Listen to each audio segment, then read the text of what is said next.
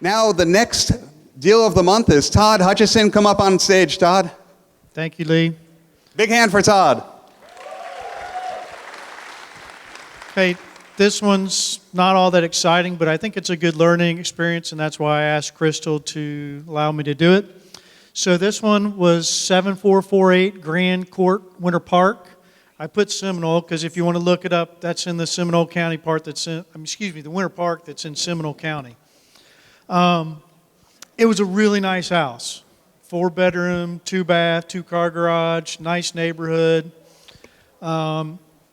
easy to sell type of neighborhood. So I got the lead on my website on 12/14/14, and the guy told me his dad was about to die any day. He was in hospice. And that can be a little bit scary, especially for a new investor. So I was dealing with one brother who had power of attorney. I got a contract on this house for $88,000 the next day on 12/15. I took that power of attorney, which was a legal Zoom power of attorney, to 2 different title companies. And on the power of attorney, there was little blanks next to each section of the heading. And both title companies said that they should have initialed those lines, so they wouldn't accept it. So I had a lawyer set up to do a new power of attorney, and the father died that afternoon. So my contract is null and void because the power of attorney doesn't last after the death.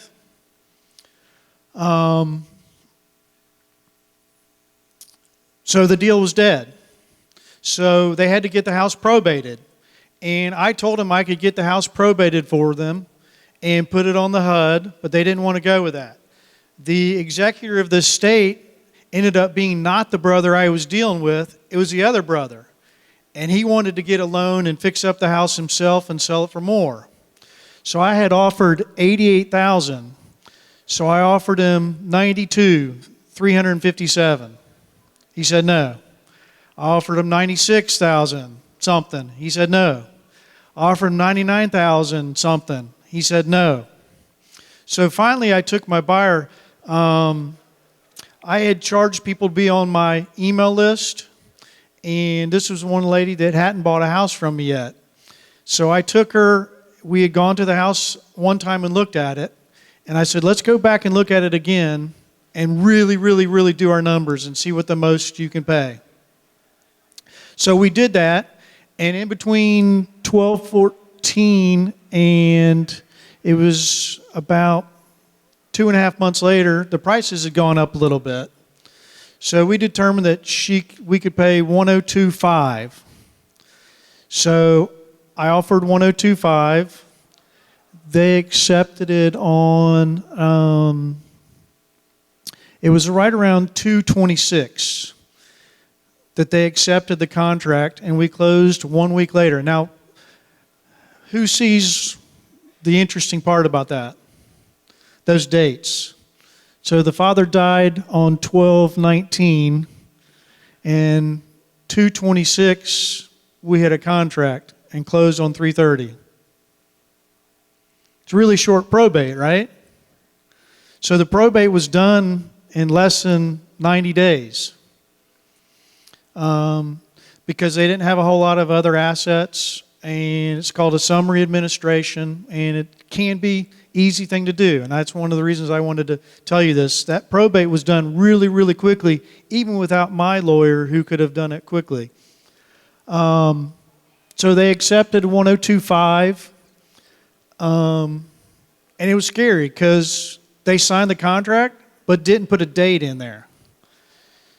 So we were not under contract, and the guy didn't have an email or fax, and was dealing with his brother, and I had to deal with his brother, and it was just not very, very fun.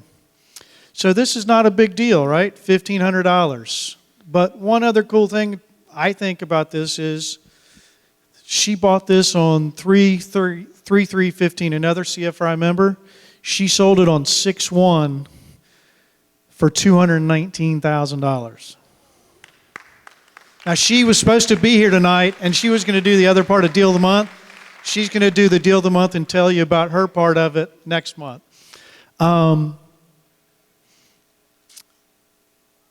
She also said I charged her too little. So she's going to give me some extra money. So that's pretty cool. So I don't know. The deal's not over yet from my standpoint. I don't know how much more she's going to give me. She said she was going to give me some more money. That's a beautiful thing, right? So she wants more deals from me because she made so much money. But what I was going to say is the deal was dead 3 times. And I kept in touch, kept making offers, and finally they said yes. And I made a little bit of money. Somebody else made a lot of money, and I'm going to make a little bit more going forward.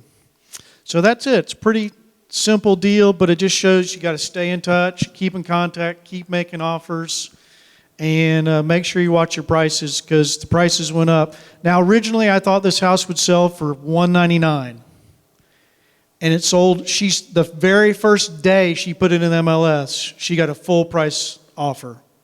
The very first day. One other cool thing, I've done a rehab twice in my life in the 15 years I've been doing business. I'd never seen one of these before. This is how stupid I am. So she had a nail picker upper, a magnet. And I went around the house picking up all the magnets from the new roof putting on. So that was the 3rd time I've ever worked on a house, ever. Any questions? Question. Todd, how many hours do you have into this deal? I went and saw the house twice, talked to the owner maybe an hour, talked to title, more than normal, honestly. Right. Because I was trying to save it so many times. Probably 5 hours. Okay, so $300 an hour? Yeah, well, I'll make a little bit more because she said she's going to give me, but yeah. Something like that. And remember, she had paid me to be on my buyer's list, so I made a little bit on that as well. I saw a hand over here somewhere. Yeah, me again. When you made your offers, Todd, did you supply a list of comps? And what were their reasons for turning down your offers? Well, they originally accepted it, and remember the father died. So that was the person who was living in it. No, I don't think you should give them comps, in my opinion, because I don't think you should tell them what it's worth.